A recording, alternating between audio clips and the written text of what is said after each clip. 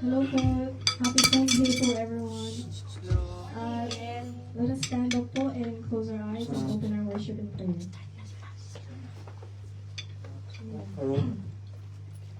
Our Heavenly Father, we gather in your presence today with hearts full of gratitude. Thank you, Lord, for the gift of life and the opportunity to worship together. Open our hearts, Lord, and our minds as we receive your word later, and may your Holy Spirit guide us in truth and love. Let your peace fill this place, and may we be transformed by your grace. In Jesus' name we pray, Lord. Amen. Ready na po ba tayo mag-worship? Amen. Okay. Then let's sing this first song for all you've done. Kantahin po. You guys can sing along with me if you know the song.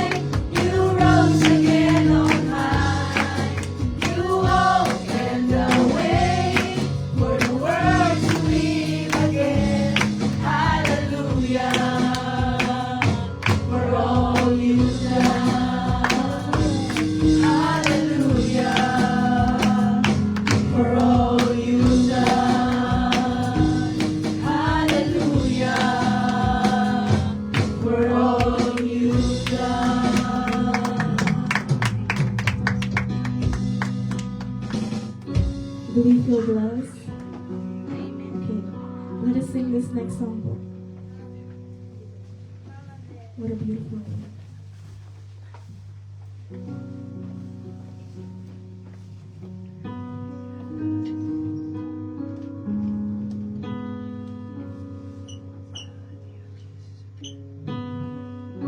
You are the word at the beginning. Sing it with church. One with God, the Lord Most High. You're here in glory in creation, now revealed in you are Christ. What a beautiful name it is! What a beautiful name it is! The name of Jesus Christ, my King. What a beautiful name it is! Nothing compares to this. What a beautiful name it is! The name of Jesus. Once again. Didn't want heaven without us. So Jesus, you brought heaven down. My sin was great, your love was greater. What could separate us now? What a wonderful name it is! What a wonderful name it is! The name of Jesus Christ, my King. What a wonderful name it is! Nothing compares to this. What a wonderful name it is! The name of Jesus. What a wonderful name it is! The name of Jesus.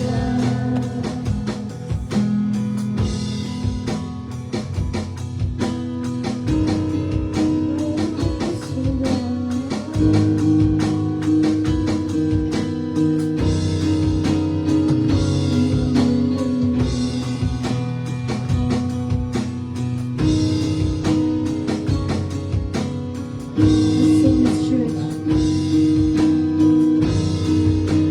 Death could not hold you, the veil tore before you. You silenced the boast of sin and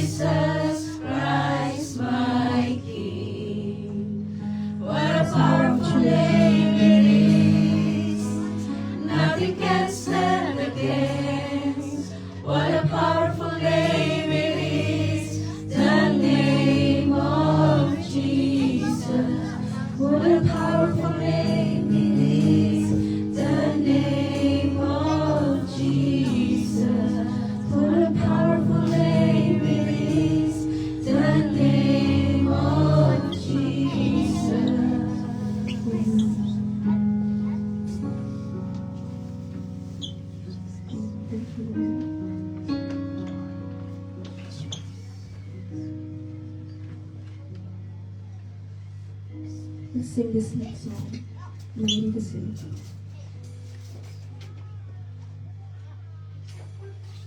Thank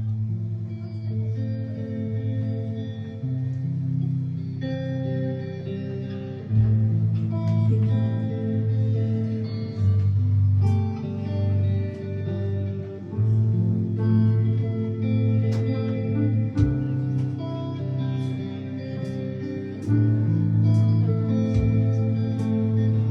Sing in my church.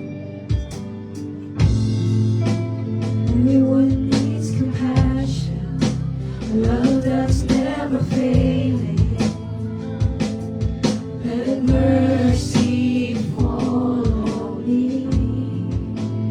Everyone needs forgiveness, the kindness of the Savior, the hope of nations.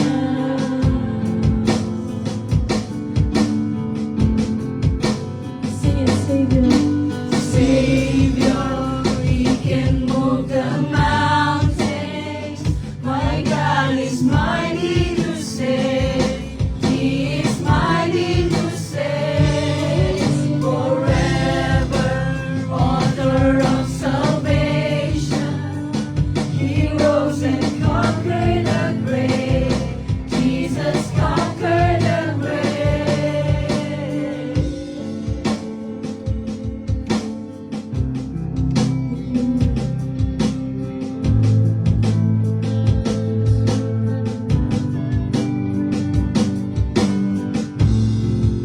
So take me as you find me, all my fears and failures, and feel my life again. Guide my life to follow everything I believe in. Now I surrender. I surrender. Sing it, church. Savior, He can move the mountain. My God is mighty to save. He is mighty to save.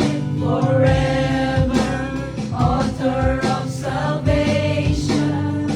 He rose and conquered the grave. Jesus conquered the grave. Savior, He can move the mountains. My God is mighty to save. He is mighty to save. Forever, author of salvation. He rose and conquered the grave. Jesus conquered the grave.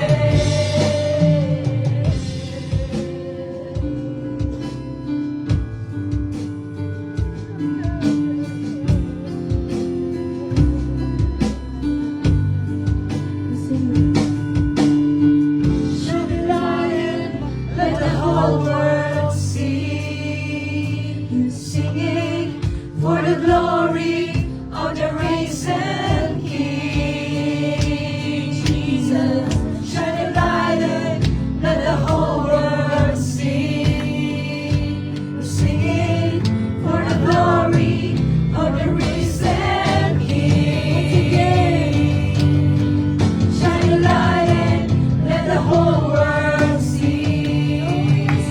Sing for the glory of the risen King.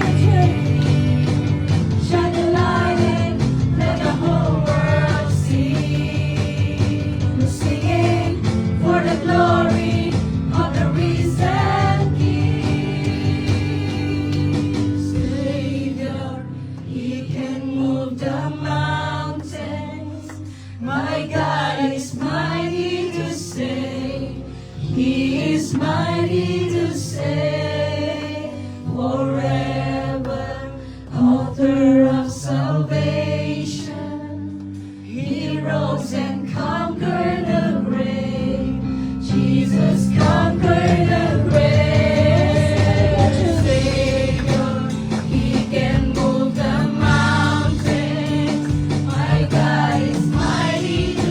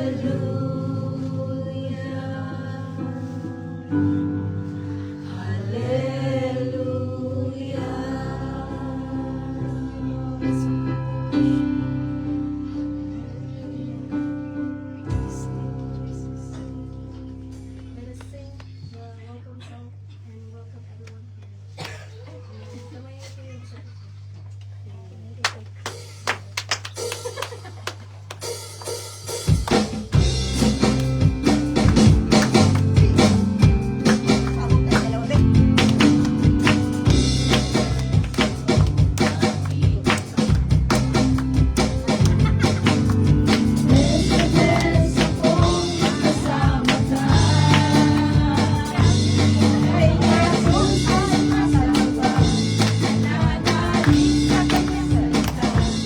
At kasama ka, nahihiling ko'y sa kanya.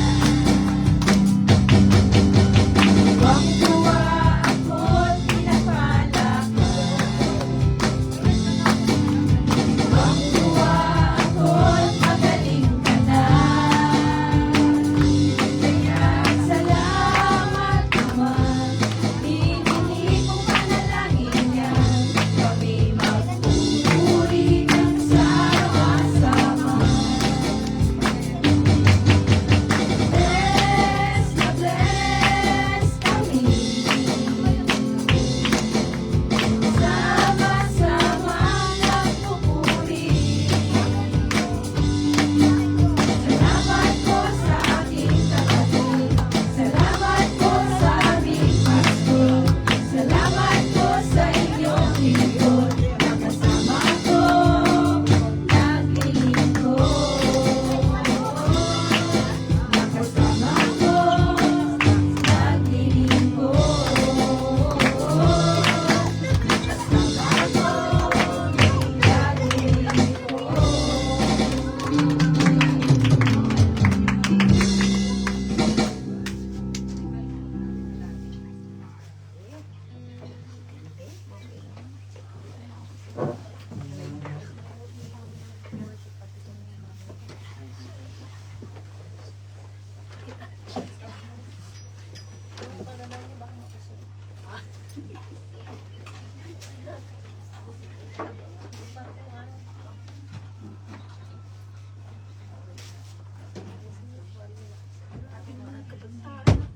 May fashion. May fashion. Pagtugan. Pwede po mag-concert. Praise God, tunay na napaka-bless po ng ating church, no, sapagkat ang ating pong mga youth ay tunay na nakaka-inspire when it comes to worship the Lord, no? Pure po ang puso nilang magpuri sa Kanya. At tayo po lahat.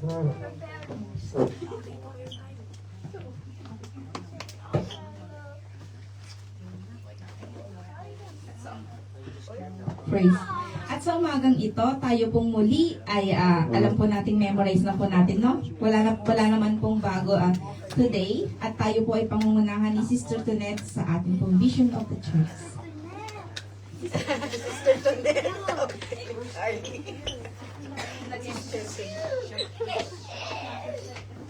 Sister ka. Morning po. Are you blessed? Amen. Ang gaganda ng pugi ng mga team natin ngayon, di ba? Para kay Lord yun. Ano po ay tumayo? At ating pong basahin ng ating vision po sa ating strong, faithful, committed, followers of Jesus Christ, passionate in sharing the gospel, become a role model in the family, society, and to the rest of the world, and the praise and glory of God. Tayo po yung magpuna po at tayo po ay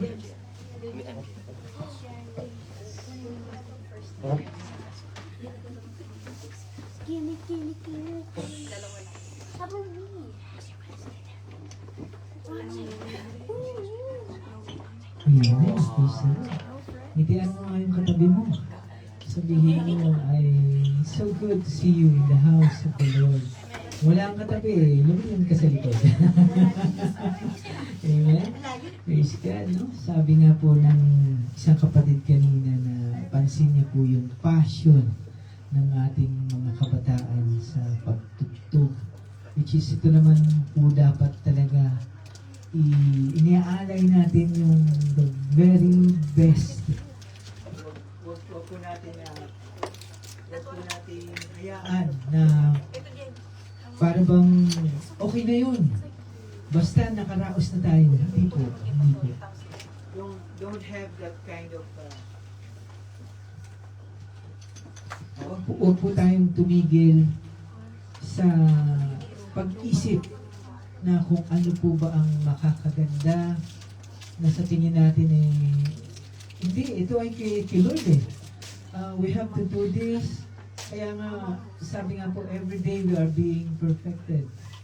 Ang Diyos po natin, hindi rin siya tumitigil sa pag-aayos sa atin. Na inaayos niya tayo araw-araw. huwag po tayong manatili na ayaw magpaayos. At kung ano man daw po ang gusto natin gawin sa Kanya, do it heartily unto the Lord. Kasi balang araw, makikita po natin lahat ng mga ginagawa po natin. Lahat daw po ng pagpapagal natin, lahat ng binigay natin sa Kanya. There will be a time of reward. Yan po ay ibabalik sa atin ng ating tanan. Makikita po natin yan, dumadaan. Nakikita natin, ito pala yung ginawa natin kay Lord. At siya po mismo ang magbibigay sa atin ng gantimpala. Amen po ba? So, this coming Wednesday ay New Year na po tayo. Amen? So, kung wala naman po tayong talagang pasok or anything na po pwede tayo pong mag-join sa ating church, I want to invite every one of you. Meron po tayong night of worship and prayer. Ito po ay ginagawa natin, I think it was 2 years ago. 2021. Yeah, nung ating po ginawa ito. Ito po ay parang pagsalubong lang po na we want, para pong sinasabi natin, Lord, this New Year, gusto po namin salubungin ka. Dati, sinasalubong natin ng New Year, tumatalog tayo. Nagpapaputok tayo, nasa labas tayo.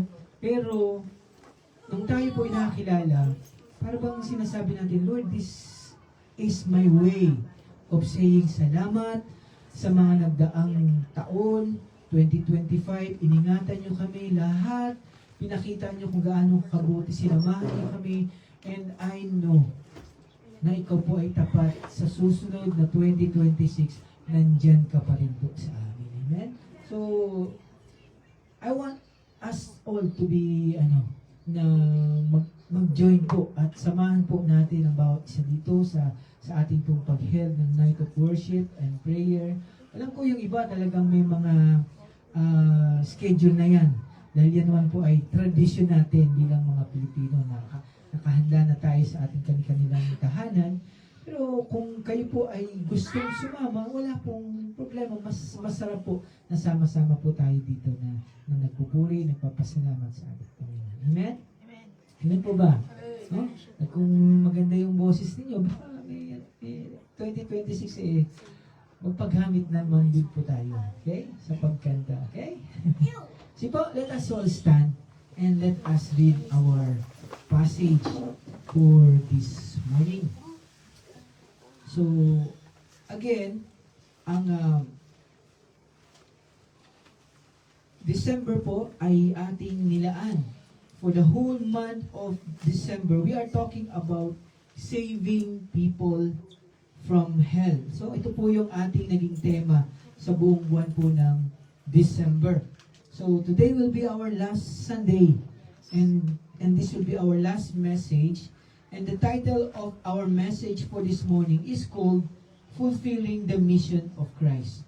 So, our passage is found in Luke. Ang sabi po doon sa ating pong passage, For the Son of Man came to seek and to save the lost. Pagpalain po ang salita ng ating Panginoon. Let us all bow down and let us pray. Panginoon, marami pong salamat muli sa katapatan niyo po, Lord, sa pagmamahal. Kahit hindi po kami karapat-dapat, O God, nandyan ka parati para sa amin, O Lord. So many times we fail. Napakadami namin inconsistencies, O God. Pero naabot pa rin po namin ngayon. Ito na po ang huling linggo na aming pong pagtitipon, Lord God, dito po sa regular Sunday namin, Panginoon. And we thank you for everything that you have done, Lord, in our lives, in our families, in our church, O God. Lord, sa umaga na ito, Panginoon, turuan niyo po kami, Panginoon. Ihayag niyo po ang inyong salita na hindi lamang po kami makikinig, kundi maunawaan namin ito at nawa maitanim po ito sa matabang lupa, O God. Lord, bless the word that we're about to receive. Bless your people that will hear your word. Even po, Lord, yung mga palating pa lang, ingatan niyo po sila agad. At kung sila man po, Panginoon, na hindi po makakarating sa araw na ito, Panginoon, samahan niyo po sila sa kanilang lugar. Bless them, guide them. Even po ang aming mga online viewers na kasama po namin ngayon. Lord, salamat dahil meron po ganitong pagpipito. Salamat po, Lord. We give you all the praise. The glory belongs to you alone. Ito po aming dalangin. In Jesus' name we pray. Everybody say, Amen. Sige po, makakaupo po tayo. And let us rest in the presence of the Lord. So again, ang sabi nga po natin, for the whole month of December, we are talking about saving people from hell. Kaya nga, ang title ng ating message sa araw po na ito is called Fulfilling the Mission of Christ. Ito po ang title ng ating mensahe. So kapag tinanong po natin ang ating mga sarili, kapag binasa mo yan, ano po ba ang misyon ng ating Panginoon? Maiisip natin, ano po ba yung pinapa-fulfill sa ating misyon ng ating Panginoon? Again, sabi po sa Jude 1:23, ito po yung ating verse sa buong buwan. Sabi po doon, save others by snatching them out of the fire. To others, show mercy with fear, hating even the garments stained by the flesh. Kaya nga kapag nabasa po natin ito, naisip po natin ito po talaga kung bakit pumunta si Jesus Christ sa mundo. This is really why Jesus Christ came to the world. Ito ang misyon ng ating Panginoon, to snatch people out of the fire. Ang pinakamahalaga daw po talaga sa buhay ng isang tao ay ang makarinig ng mabuting balita. Ito na ang pinakamahalaga pa na po pwedeng mangyari sa iyo. Na malaman daw po natin na mayroong langit at mayroong impyerno. Yung iba gusto lang sa langit eh. Wala namang gusto sa impyerno. Pero ang tanong, nalaman na po ba natin na dapat talaga ang napakahalaga na mangyari sa isang tao ay maligtas? Wala nang hahalaga pa na event na mangyari sa isang tao kundi ang maligtas. And then kapag daw naligtas tayo na naligtas, then ngayon, ang mission naman natin ay ituro sa iba kung paano maligtas. Kasi naligtas ka na eh. Eh paano naman yung iba na hindi pa sila naliligtas? That's why if we do that, if we point them to the saving knowledge of our Lord Jesus Christ, then ito po ang ibig sabihin na you are fulfilling the mission of Jesus Christ. Kasi po, tayo daw po ang gagamitin ng Diyos para maligtas yung iba. Sino ang gagamitin ng Diyos? Yung hindi ligtas? Hindi po. Tayo po na ligtas ang gagamitin, Lord.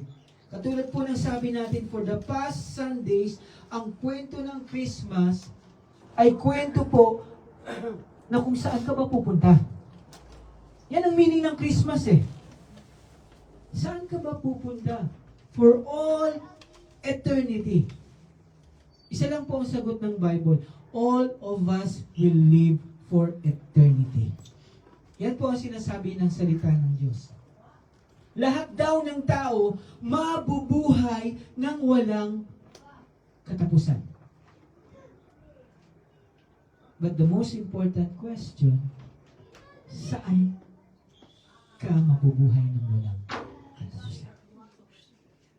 Tanungin mo yung katabi mo, sabihin mo, saan ka mabubuhay ng walang katapusan? Saan ang punta mo? Yun ang pinaka-important question eh. Mamaya punta ako San Malo, okay, given na yan. Wala nang problema dyan eh. Mamaya may lakad kami ganito. Diba?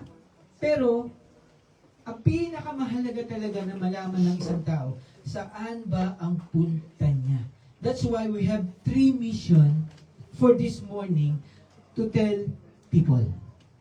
Ito po ang ating pag-aaralan. Sino po dito ang makakapagsabi na hindi siya mamatay? Hindi natin alam kung kailan. Amen? Pero wala pong makakapagsabi sa atin na hindi siya mamamatay. That's why our first mission is to tell them about our mortality. Sabihin mo, hindi ka immortal. We are mortal creature. Ano po ang ibig sabihin? It means, ang mission daw po natin is to tell people na ikaw, ako, lahat tayo pwedeng mamatay. Any time. And many people have fear of dying. Sino po rito yung takot mamatay? Hindi pa ngayon.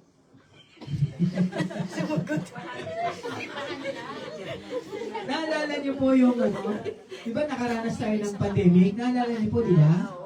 Ang pandemic, lahat ng tao, andun ang takot mamatay. Tama po ba? Di po ba? Naranasan natin na, uy, si ganito may, di po ba? Isip natin ako, pagka nagka-COVID ka na, mamatay ka na. Hatching nga lang eh. Di po ba? Ibig sabihin, totoo po, lahat ng tao takot.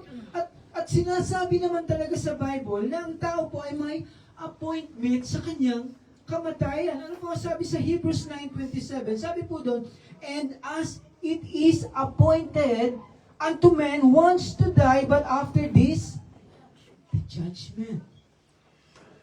And then again, sabi po sa Romans 5:12, sabi po doon, wherefore, as by one man, sin entered into the world, and death by sin. And so death passed upon all men, for that all have sinned. Kaya daw wala daw po tayong ligtas. Lahat daw tayo dadaan sa kamatayan. Dahil kasi, lahat tayo nagkasala. Ito yung sinasabi dito sa passage, no? Lahat tayo nagkasala kasi dahil sa kasalanan ng isang tao. Sino yun? Si Adan.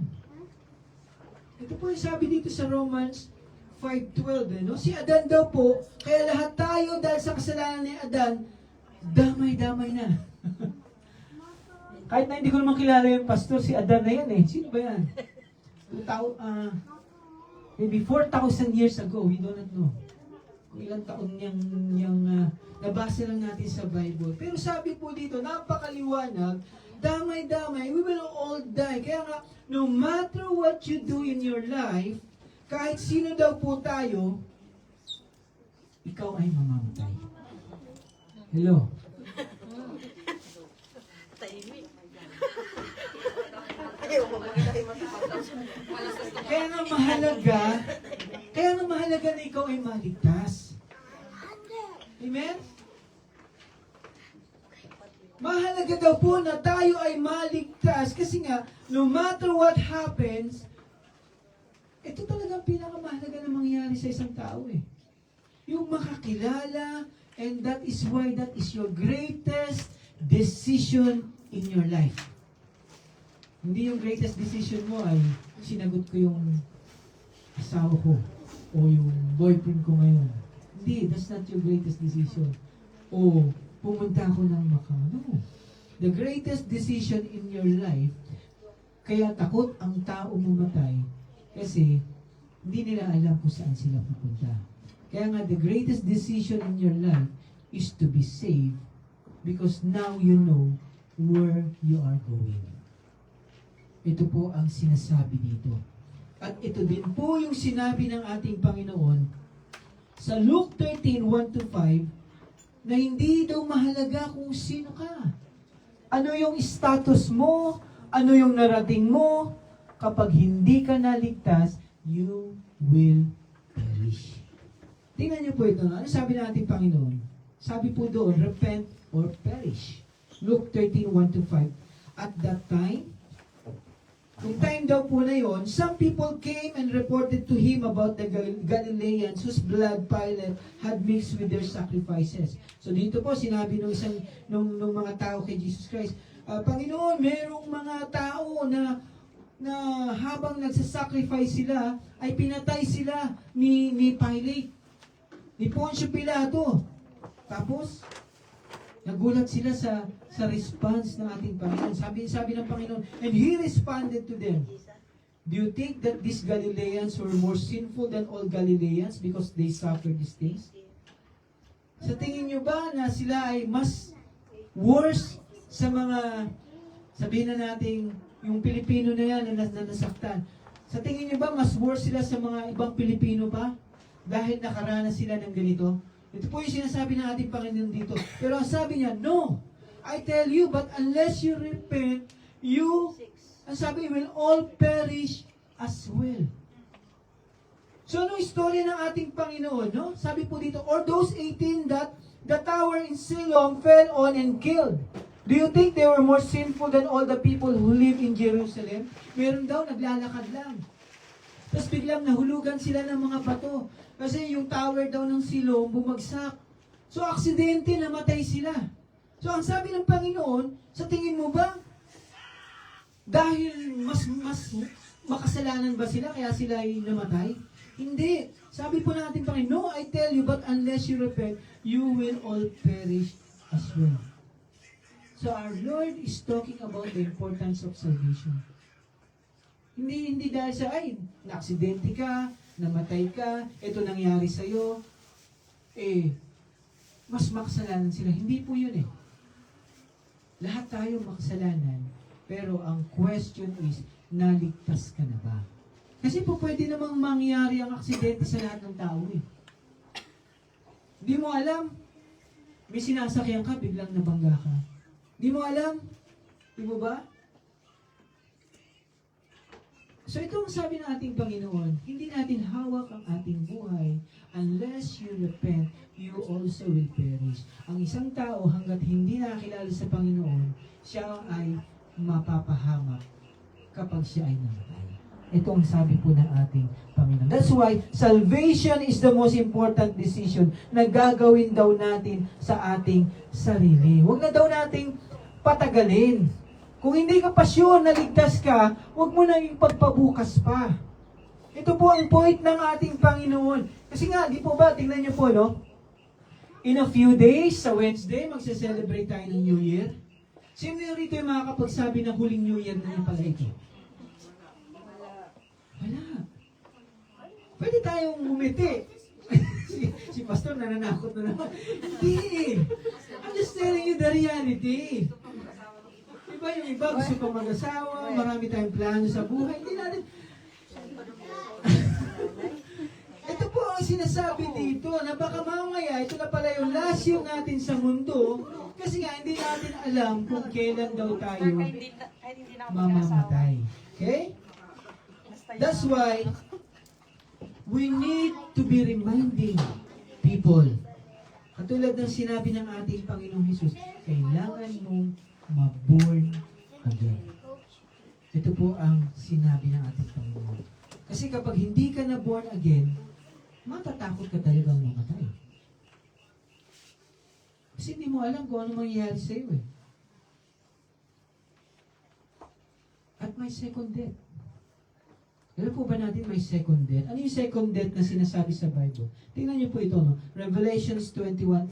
But as for the cowardly, the faithless, the detestable, as for murderers, the sexually immoral, sorcerers, idolaters, and all liars, their portion will be in the lake that burns with fire and sulfur, which is the second death. Kaya may second death daw po. Kaya nga, natatakot talagang mamatay sa mga hindi pa Kristiyano kasi hindi nila alam kung ano ang mangyayari, ano yung kahinatnan nila. Kaya kung titignan niyo po ang difference sa mga nakanaligtas na, makikita niyo hindi takot mamatay ang mga may Kristo sa buhay. That's why we need to be telling them the gospel. The gospel is Jesus Christ died for you. Live a perfect life para bayaran yung kasalanan. Yun po ang gospel, no? And then, pinatunayan niya na totoo talaga siya. Hindi siya nanatiling patay. After 3 days, He rose again and is now seated at the right hand of the Father. Ito po ang gospel. Na-satisfy niya yung holiness ng Diyos Ama. Kasi kailangan bayaran yung kasalanan eh. Kasi nga, again, sisisihin natin ang ating ninuno, si Adan. Nagkasala. Kaya nga nawala yung relationship natin sa ating Diyos, Ama na nasa langit. Pero ngayon, dahil sa ginawa ng ating Panginoon, napagbati na niya ang tao, na-reconcile. Kaya nga, ito daw po dapat ang sasabihin natin. Okay? And then, our second mission. Nasabi mo na doon sa ka-boardmate mo, Hoy, baka bukas, mamatay ka na. Ngayon, ano naman ngayon ang sasabihin mo? Diba? Baka ikaw yun. Natakot pala yung sinabi mo. Okay lang ako kasi ligtas ako, no? Ngayon, our second mission now, tell them how to be saved. Okay? Huwag mo lang silang basta iiwanan sa ere o tatakutin. Tell them how to be saved. Okay? Ito yung mission natin. Huwag mo nang ipagpaliban pa, sabihin mo sa kanila. Kasi nga, hindi naman talaga natin hawak. Ang bukas, yung iba ngayon, ang sarap ng tulog, hindi na pala sila gigising. Diba? Magugulat na lang tayo. As we have said, hindi natin hawak yung bukas. The Bible said today is the day of salvation. So teach them the ABC. Tell them the ABC of salvation. Napag-aralan na po natin ito before. Ano po ba yung ABC? Napaka-basic, napaka-simple. No? Sabi sa A, admit that you are a sinner. Totoo naman, kaya ka nga mamamatay kasi makasalanan ka eh. Kung hindi ka makasalanan, hindi ka mamamatay. Kasi ang kasalanan ay kabayaran ng ang kamatayan ay kabayaran ng kasalanan. Di ba? Kaya tayo mamamatay. Dahil kailangan natin pagbayaran yung kasalanan. That's why admit it that we are a sinner. And then B, believe that Jesus Christ is Lord. Marami kang pwedeng paniwalaan pero isa lang daw ang binigay na pangalan sa baba ng langit, sa lupa, na makakapagligtas, only the name of Jesus Christ. That's why believe that Jesus Christ died for you. Again, He died, He rose, and He lived again. So, ibig sabihin ng believe, manampalataya ka lang. Di ba? Ano sabi? It is by grace you have been saved through faith. Ang faith is believing. Kasi again, pwede mo sabihin, totoo ba tong Bible na to? Hindi ko naman alam kung sino yung nagsulat dito eh. Totoo ba na talagang may Diyos? That's why we need to believe. Ibig sabihin, kahit hindi mo nakita na namatay si Kristo 2,000 years ago, you have faith. That's why you believe in Him. Diba? Kaya nga mahalaga yung pananampalataya eh. Yes, we can be skeptical. Pwede naman tayo magtanong. But at the end of the day, naniniwala ka ba na totoong may Diyos? At ang Diyos gusto kang iligtas. That's why I believe that Jesus Christ died for you. He died, He rose, and He lived again. And then C, naniniwala ka na, sabi mo, call upon the name of the Lord and you will be saved. Panginoon, patawarin mo ako, makasalanan ako, naniniwala ako, nanampalataya ako sa iyo. Iligtas niyo po ako. That's it. A, B, C. Huwag mo nang gawing komplikado pa. Naalala niyo yung magnanakaw na katabi ng ating Panginoon sa krus ng Kalbaryo? Ano sinabi niya? Lord, remember me when you are in paradise. Alalahanin mo ako, Panginoon, pagdating mo ng paraiso. Ano sabi ng Panginoon sa kanya? Hindi, pag-iisipan ko muna. Umayos ka muna, ayusin mo ng buhay mo. Hindi po. Ang sabi ng Panginoon, ngayon pa lang, dahil ikaw ay nanampalataya, dahil ikaw humingi na sa klolo, ligtas ka na ngayon. Today, you will be with me in paradise. Yun po ang sabi ng ating Panginoon. Nung humingi siya ng saklolo, he called upon the name of the Lord, siya po ay naligtas. Kaya po, huwag natin gawing komplikado ang pagligtas ng Panginoon. ABC lang yan. Kasi kung ayaw mo maniwala, mas hindi ka maniniwala kung komplikado pa. Tayo nga Di ba? Sino rito yung naranasan na niya mag-apply ng trabaho kung saan-saan siya pumupunta? Kung saan-saan siya mga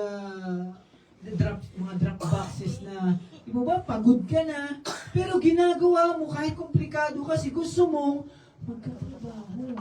How much more ito simple lang dahil gusto mong maligtas ang kaluluwa mo, hindi mo gagawin?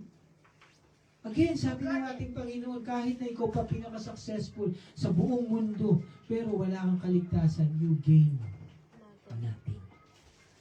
Kasi you will perish. Sabi po ng ating Panginoon.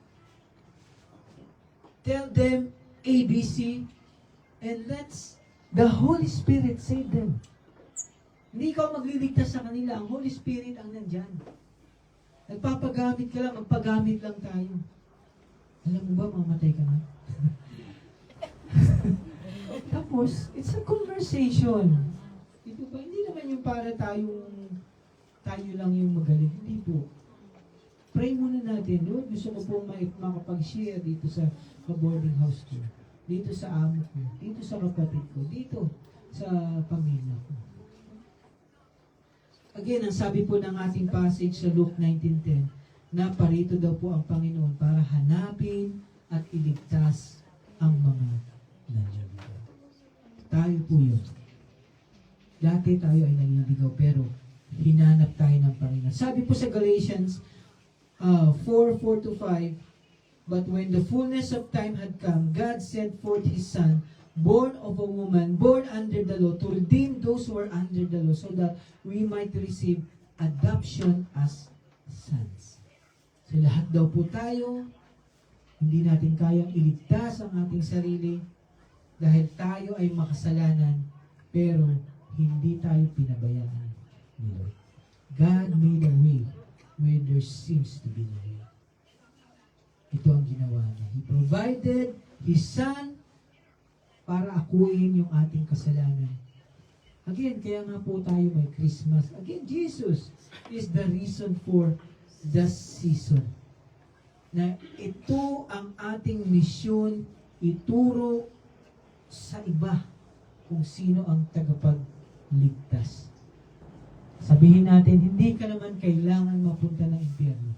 Lahat tayo pupunta ng impyerno. Pero hindi ka naman kailangan kasi may pinrovide na way. Pinrovide na regalo, tatanggapin mo lang, kukunin mo lang. Tell them how to be saved. Pag-aralan po natin ito, napakahalaga po ito. It's a matter of life and death. A, B, C. So let's remind everyone that. No? And then our third mission, ito po ang ating pangatlong mission, redeem the time. Okay? Ano po ibig sabihin ng redeem the time? Huwag na tayo mag-aksaya ng panahon. Napakabilis ng panahon. Tingnan niyo po, dumaan ng 2025. 2026 na pala. Kaya nga the question, are we redeeming the time? Okay? O sinasayang lang po natin yung oras natin sa mga wala namang kwentong bagay. Alam po natin, yung mga oras na nasayang, hindi mo na may babalik yun eh. Di po ba? Sabi po sa Ephesians 5:16, making the best use of the time, ito yung ibig sabihin ng redeeming the time. Making the best use of the time. Because the days are evil. Ang mga araw daw po ay masama. So kailangan alam mo ang role mo kung bakit ka nakilala sa Diyos. Bakit ba ako naligtas? Para wala ba? Bakit ba ako nagpupunta ng church? nakikinig ng mensahe para ba maglibang lang? Hindi po, no? Kailangan alam daw po natin yung role natin. Ano ba yung role mo sa pamilya mo? Ano ba yung role mo sa mga kilala mo? So tell them about the gospel. Tell them bakit iba ka na ngayon. Bakit hindi ka na katulad ng dati na kasama nila, pero nakikisama ka pa rin naman sa kanila in your Christian way.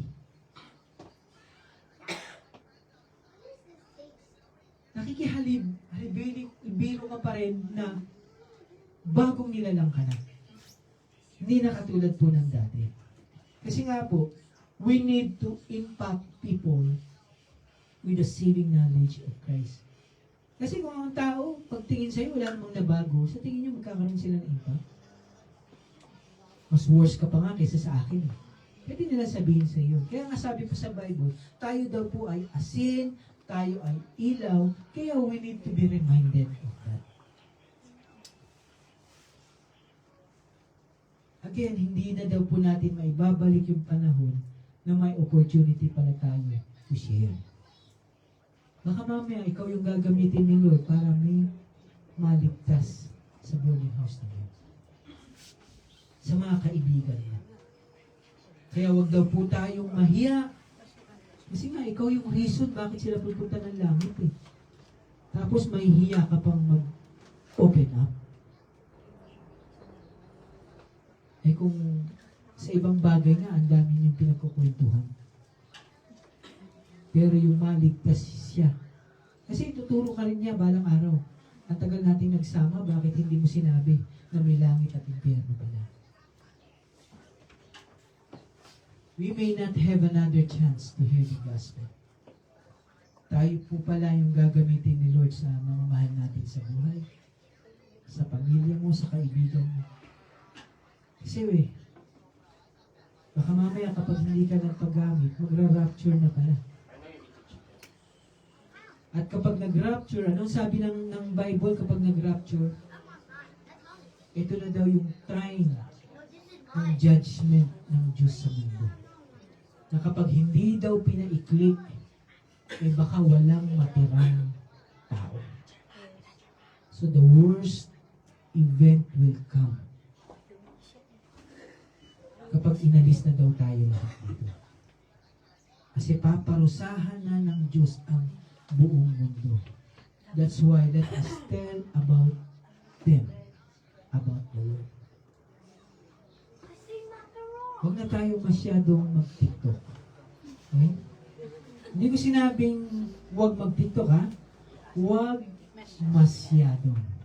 Ibig sabihin, nauubos yung panahon mo, baka wala ka ng time, di ba?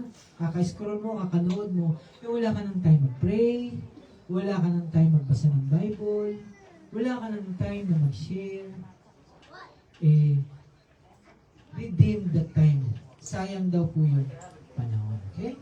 So this is our 3 mission sa ating mensahe ngayon. Let's tell them about our mortality. Let's tell them how to be saved. And let's redeem the time for our good. Ito po yung ibig sabihin ng fulfilling the mission of Christ.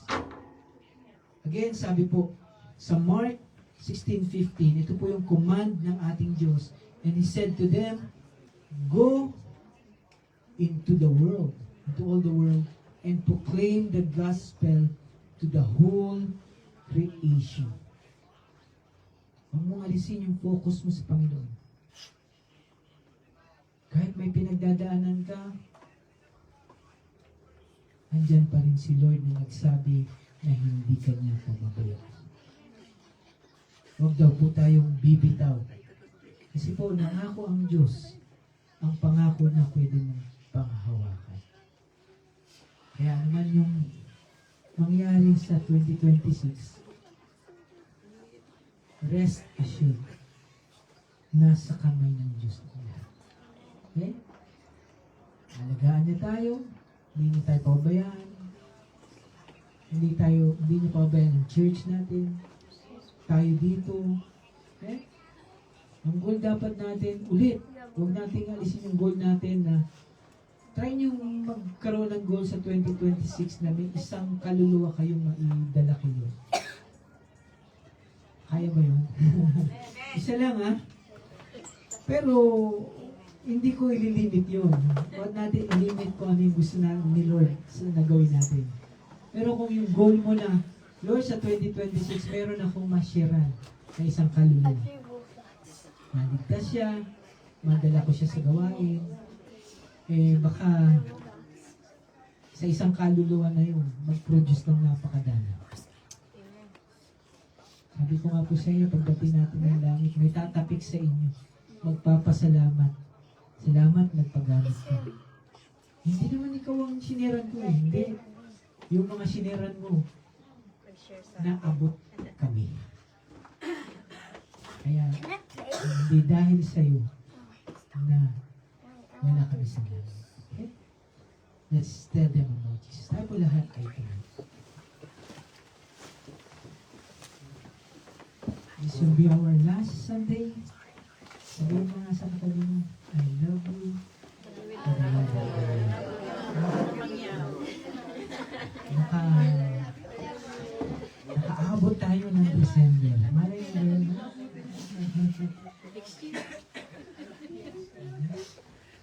So, let's pray. Hawakan mo nga yung katabi mo and offer them a prayer. No? Sabi mo, can I pray for you? Sige po, kausapin niyo, can I pray for you? Kausapin niyo po, maghanap po tayo ng isa, dalawa, tatlo. Sabi, can I pray for you? At gusto kitang ipag-pray, gusto kitang i-bless. Kausapin niyo po sila. Sabi mo, ano ba ang gusto mong ipag-pray ko sa iyo? I want to bless you with a prayer.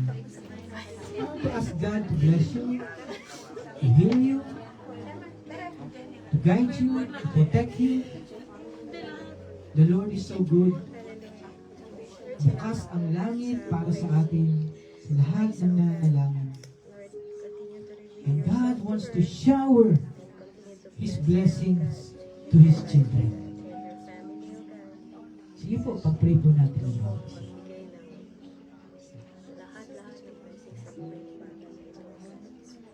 Lord, let the desires of our heart, O God, be blessed by your word, O God. Lord, yung mga gusto niyang gawin, O God, sa kanyang buhay, ang kanyang mga dreams and aspirations, O God. Guide her, O God. Lighten her steps, O God. Ikaw po ang muna sa buhay niya, O God. At salamat po dahil nagpapagamit po siya, O God, dito sa lugar na ito, O God. Lord, patuloy po namin, O God. Binibigay sa'yo mula ulo hanggang paa, O God. Pagpapala sa buhay ng aking kapatid na ito, ang aking anak na ito. Sa'yo, O God. And of course, O God, we know that we love her and we know na gusto namin siya, O God, makasama, O God. Lord, we pray, O God. Pray. Touch her heart. Touch her life.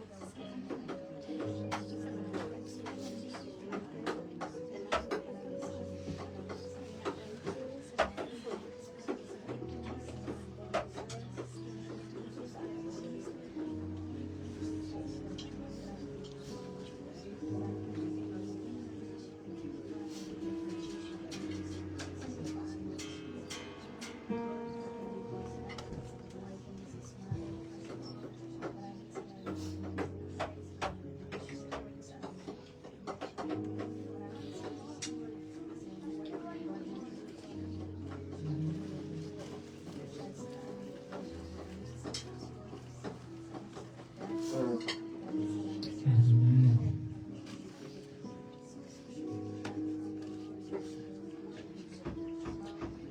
Lord, marami pong salamat sa LWBC family of God. Salamat sa katapatan niyo po sa aming buhay. Katulad po ng sabi po namin kanina, kahit napakadami namin kakulangan, ay nandyan ka parati po, palagi para sa amin. Lord, we continue to commit our life to you, rededicate our life to you, God. Gamitin niyo po kami, Lord, kung paano niyo po kami ginamit ng 2025. Panginoon, lalo po namin gusto, O God, na magpagamit sa inyo, Lord. Kasi po, isa lang ang buhay namin, O God. Hindi na namin, Panginoon, maibabalik yung nawalang panahon. Pero kung ano po, Lord, ang gusto niyo pong gawin sa buhay namin, Lord, feel free to do what you want, O God. Turuan niyo kami, Panginoon, sumunod sa inyo dahil alam namin na kung ano po ang gusto niyo pong gawin, hindi kami mapapahamak. Ano man po, Lord, ang saan man kami dadalhin, basta sumunod lamang kami sa inyo, Lord. O God, magiging maganda, maayos, panatag ang buhay namin, Lord. Kami po, kapag lumalayo, kami ay nasasaktan, napapahamak. Pero alam namin kapag bumabalik kami sa inyo, nagiging maayos, O God, nagiging punong-puno, Panginoon, ang buhay namin. Lord, sa taong 2026, O God, patuloy po kayo, Panginoon, maghari sa family ng bawat isa, O God. Sa aming trabaho, sa mga desires namin, Panginoon, sa aming kalusugan, O God, kayo po may hawak. Lord, ano man po ang sakit at karamdaman, patuloy kaming humihingi ng kagalingan sa aming mga sarili, sa aming mga mahal sa buhay. Lord, sa aming mga kamag-anak, sila man po, Lord, ay nakakaranas ng problema. Panginoon, kayo po ang solusyon. Kaya, Lord, we give them to you. We commit them to you. At Lord, ano man po mangyari sa 2026, let your will be done. Ikaw po ang maitaas sa bawat isa. Bless niyo po, Panginoon, ang aming bansa. Bless niyo po ang mga tumatayo, Panginoon. Hipuin niyo po ang mga puso nila, Panginoon, na magamit po sa maayos lamang ang kanilang katungkulan. Lord, hindi kami magsasawa na sabihin na i-bless niyo po ang mga Pilipino, na makaranas kami ng maunlad na bansa, makaranas kami ng maunlad na pamumuhay. At yun po ay mag-uumpisa kung maayos ang relasyon namin sa inyo. Dahil kahit marami kaming material na bagay na pwedeng maranasan, makuha, pero kung zero naman kami sa relasyon namin sa inyo, Panginoon, walang satisfaction ang mararanasan namin. Empty kami, Panginoon. Kaya mauna ka sa buhay ng mga Pilipino. Ma-recognize namin na ikaw lamang ang kailangan namin sa buhay namin. Bless the Philippines. Bless OFWs. Bless niyo po ang mga amo namin. I pray, Lord, na maging maayos ang relationship, O God. Lord, kung may mga malulupit na amo, alisin niyo po ito sa inyong mga anak. At ipalit niyo po ang mga amo, Lord, na may puso magiging maganda, Panginoon. Ang samahan, Panginoon. Na mapaglilingkuran din namin sila, O God, nang hindi mabigat sa damdamin namin. Lord, bless niyo po, Panginoon, aming online viewers. Salamat sa bawat isang nakikinig. Ikaw po magpala sa buhay nila, okay? Minsan pa po, Lord, we thank you for everything. We honor you, Lord. We love you, Lord. Ito po ang aming dalangin. In Jesus' name we pray. Everybody say, Amen. God bless po. Kung hindi man po kayo makita sa mga susunod na araw, Happy New Year. Okay? God bless po.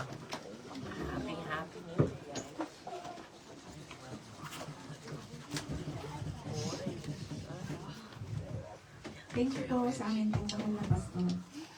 Praise God. At patuloy po nang narinig natin na kay Pastor no, last Sunday of the year 2025 to worship the Lord. And last Sunday po ng 2025 to give our tithes and offering to the Lord. So let us give our best offering to the Lord.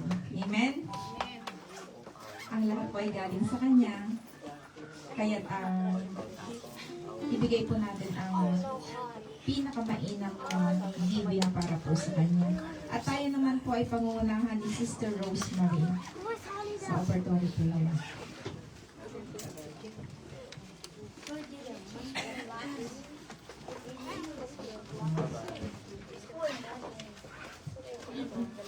As a bless? Kaya nga po ng sabi ni Pastor, hanggat buhay pa po tayo. Hanggat di pa tayo namamatay, magbigay po tayo sa Panginoon. Hallelujah. Guys, Nais ko lang po i-share ang aking devotion. Kahapon po, ang sabi po na doon sa Psalms 24 verse 1 sa the book of Psalms in the Bible, na declares po doon na the earth is the Lord's and everything in it, the world and all who live in it. Tagalog po nun ay ang buong daigdig. Ang buong daigdig at ang lahat ng naroon ay pag-aari po ng ating Panginoon. So, taas po natin lahat ng ating mga kaloob at sama-sama po natin panalangin sa ating Panginoon. Hallelujah, Jesus. Dakilang Diyos namin, makapangyarihan sa lahat. Patuloy ka namin kinikilala, tinataas Panginoon bilang aming Diyos na hindi nagbabago magpakailanman. Panginoon, itinataas po namin ang aming mga tithes and offerings. Basbasan mo ito, Panginoon, at pagpalain lahat at higit, Panginoon, ang iyong mga anak na laging bukas palad pagdating sa pagbibigay, Panginoon. At kagaya nga po, Panginoon, sa iyong mga salita namin bilang sa Lord. Tunay nga, Panginoon, that you are the ultimate owner of all things in this earth. At kami lamang po ay mga stewards sa lahat ng resources na binibigay mo sa amin, Panginoon. Pero din po, Panginoon, maraming salamat sa mga amo namin na ginagamit mong daluyan ng pagpapala upang maging pagpapala din po kami sa inyong iglesia.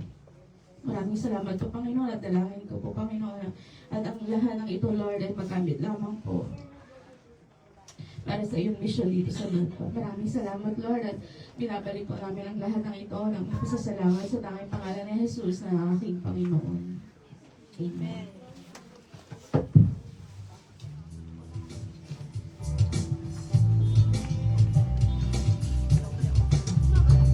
At habang tayo po ay nagbibigay, tayo naman po ay dadako sa announcement.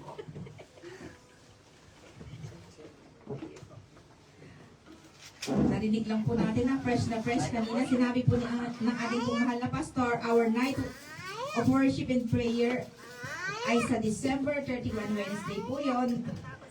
Please, sama-sama po natin salubungin ang bagong taon dito po sa church. Let us celebrate the goodness and faithfulness ng Panginoon sa ating buhay. At ang ating pong worship service ng Friday ay magre-resume na po by January. 10 p.m. po ang start ng ating pong worship ng Friday po, at ang Sunday naman po ay 10:30 po ang ating pong worship service dahil po magre-resume na rin po ang TISOM. So back to normal na po this coming January. 10 a.m. po ang start ng TISOM class. At atin pong mga birthday celebrant ng December. Si Baby Jaden po. baby Oh, baby kasi may big eh. May big Jaden, dalawa na Jaden dito. Kung dalawa ang Grace, dalawa na rin po ang Jaden. Baby Jaden and Big Jaden po. Happy birthday po sa inyo. And our Sister Daisy po. Sister Sharon, si Baby Ella, si Sister Marilyn po, si James, at ang atin pong mahal na pastor's wife, Sister Michelle. Happy birthday po sa lahat po na nag-celebrate ng December birthday. At ang atin pong pastoral care, kung makikita nyo po, nadagdagan na po tayo ng mga cleaners, no? Babasahin ko po yun po, Team 1, Sister Landa, Sister Carol, Sister Mary Jane D, kasi dalawa rin po ang Sister Mary Jane. Napaka-bless natin. Doble-doble. Dalawa rin kaya ang Sister Marilyn. Tandaan po natin to Sister Lourdes, Sister Beng, Sister Mary Jane T. Yun po isa ay D. Tatlo na pala ngayon. Tatlo pala sila sa isang team. Sorry po, Sister Mary Jane po ulit. Mary Jean, Mary Jane. Mariano. Mary Jane Mariano, M. Kumbaga, J-A-N or J-A-N-E. walo na po ang cleaners ng Team 1. Ganun din po ang Team 2. Si Sister Mary Jo po nadagdag din po sa cleaners Team 1. Sa Team 2 naman po, pinangungunahan po tayo ng ating pong mahal na si Chairman. And ang inyo pong lingkod, Sister Gazel po, Sister Makon, Sister Maren, Sister April, don't forget later. O baka naman matapos na yung buong isang taon. Ikaw naman ang maghugas mamaya, please. Tapos, joke lang po, Sister Jenaline po, and si Sister Rose, may pasok po siya ngayon, no? Salamat po, nagpapasalamat po kami in behalf of Pastoral Care. Salamat po sa lahat po ng suporta, and please po update po natin yung pong Pastoral Care para po sa mga pagbubukas po ng taon ay meron po tayong maraming fund. Amen po ba? Amen! Sumagot naman po kayo ng amen. Amen. Salamat po sa inyong lahat at tayo po ay tumayo. Awitin po natin ang victory song na pangunahan po muli ni Sister Hannah.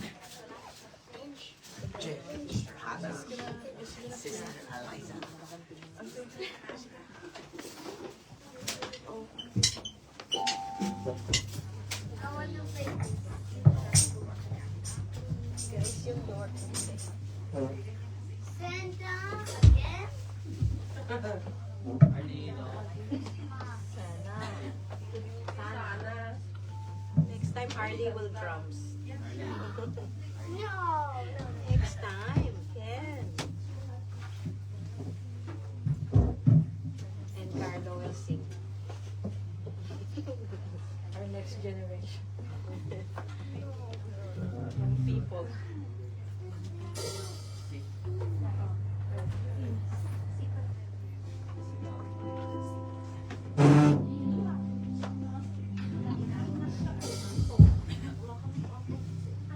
Okay.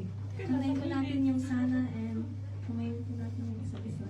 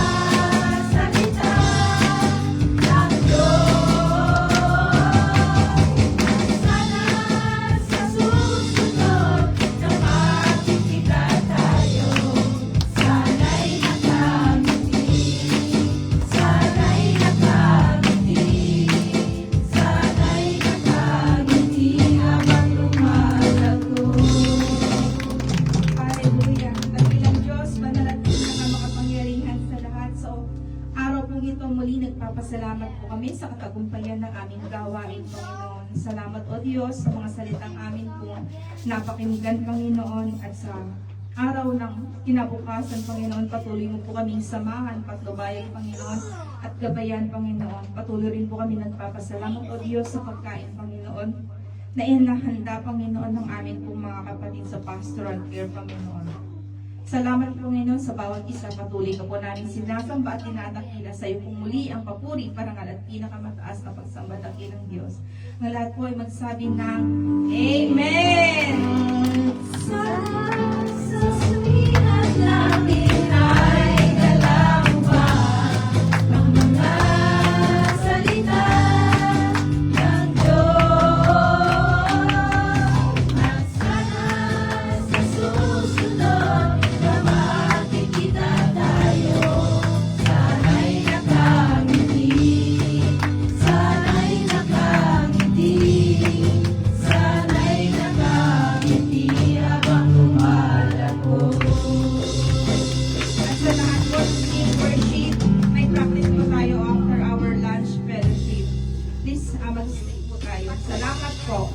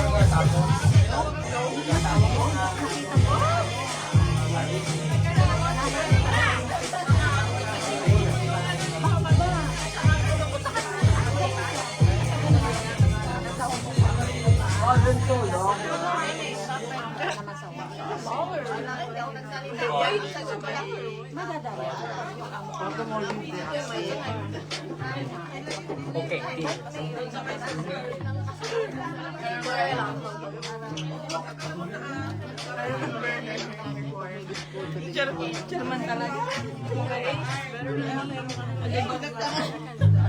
Kasabing ko. Ay, Diyos.